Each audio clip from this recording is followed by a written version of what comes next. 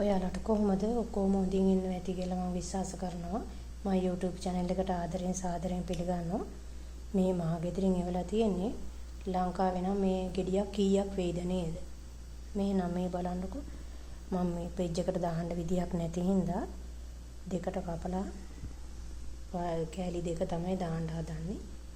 fridge එකට දාන්න බෑ ඒ තරම් ලොකුයි. බලන්නකෝ. ඔයාලා ඔක්කොම කරදර නැතුව හොඳින් ඉන්නවා ඇති කියලා මම විශ්වාස කරනවා.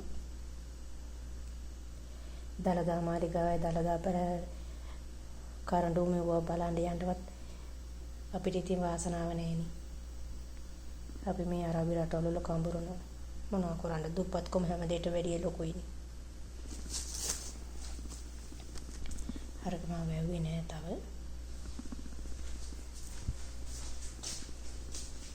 මේ